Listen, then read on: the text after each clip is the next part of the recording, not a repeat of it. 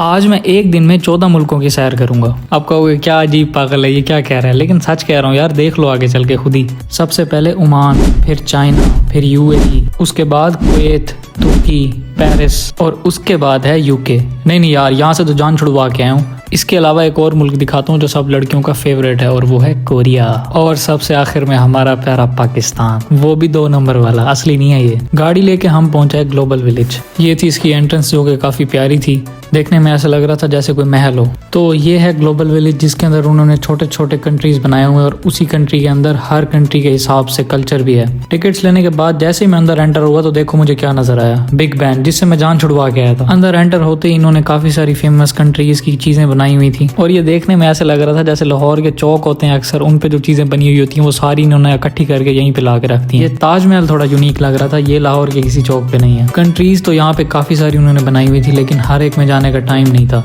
तो हम सबसे पहले तो गए पाकिस्तान में, और पाकिस्तान का नाम देखते ही सराइकी की एक कहावत याद आ गई, जित्थों दी खोती उठाई अकल होती। मजाक कर रहा था यार, लेकिन ये इन्होंने काफी ज्यादा अच्छा बनाया हुआ था। ऐसा लग रहा था जैसे मैं पाकिस्तान के किसी हुसैना गई या फिर गर्देजी मार्केट के बाजार में घूम रहा हूँ। और ये चेक करें, अगर यही क्लिप आप सिर्फ देखते सबसे पहले तो कोई भी अंदाजा नहीं लगा सकता था कि ये दुबई है। लेकिन ये क्या, खान साहब तो यहाँ भी आ गए। सिर्फ खान साहब ही नहीं, पूरा का पूरा माहौल ही इन्होंने पाकिस्तान वाला बनाया हुआ है। और ये हम आ गए यूएई में।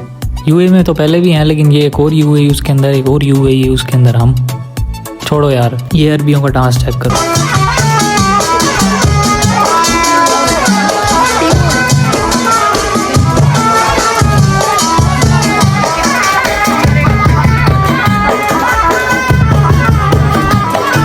अब आपने बताना है हमारा ढोल ज़्यादा अच्छा है या इन अरबियों का म्यूज़िक। और ये पता नहीं क्या चीज़ थी, शायद इससे ये खुशबू बनाते हैं। वहाँ से निकलने के बाद थोड़ा आगे आया तो उनका थोड़ा डांस देखा।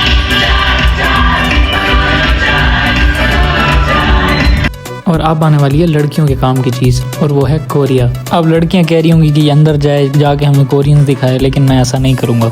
थोड़ा आगे आने के बाद एक भाई नजर आए जो अपनी जीएफ को इम्प्रेस करने के लिए उसके साथ तो चढ़ के बैठ गया, लेकिन चढ़ने के बाद उनकी सांसें रुक गई, क्योंकि भाई अब ये तैयार था ऊपर जाने के लिए, आसमानों की सैर के लिए, और भाई का मुँह देखने वाला होगा।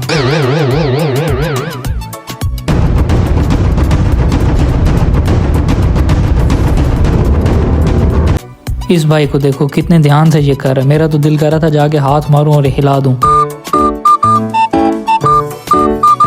ये चीज पूरा तो हो गया, लेकिन टाइम खत्म होने के बाद उसके बाद मेरे भाई ने थोड़ी बाइक पे कट्टे मारी और बतखें पकड़ी। ये मुझे कुछ ज्यादा ही तंग कर रहा था, तो आज मैं इसको ग्रैनी के हवाले कर रहा हूँ। दूर से तो खड़ा होकर काफी चौड़ा हो रहा था, उसे ज़बानें दिखा रहा था, तो मैंने हाथ पकड़ के खींचा, आजा बेटा तुझे आगे ले जाके दिखाऊं।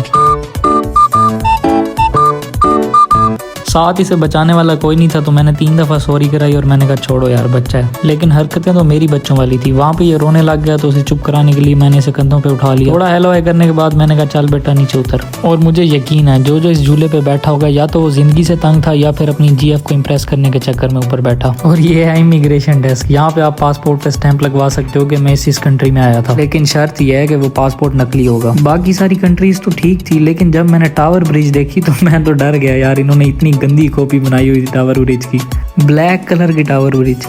ये था यार साउथ अफ्रीका। यहाँ पे काफी इंटरेस्टिंग चीजें थी, सारी लकड़ी की बनी हुई थी। वहाँ से बाहर निकलने के बाद मेरे भाई को एक खिलौना नजर आया जो एक लड़के के हाथ में था। उसको जाके इसने इंग्लिश मारी, कहता है माई चेक, जिसका मतलब था कि मैं चेक कर लूँ। तो मेरे भाई की इंग्लिश काम कर गई, उस बच्चे ने गन दे दी, तो इसने थोड़ी देर उड़ाई और मैंने से कहा वापस करो। इसने उड़ा के उसे वापस कर दिया, और जब तक गन से हाथ नहीं छूटे आखिरी टाइम तक बटन दबाता रहा ताकि अपने पाकिस्तानी होने का फर्ज अदा कर सके। उसके बाद थी मेरी बारी फर्ज अदा करने की, तो मैं भी पीछे नहीं हटा। छोटे भाई का हाथ पकड़ा और बच्चों वाले फुआरे में से होते हुए बीच में मौत को छू के टक से वापस। और इसी के साथ अल्लाह हाफिज।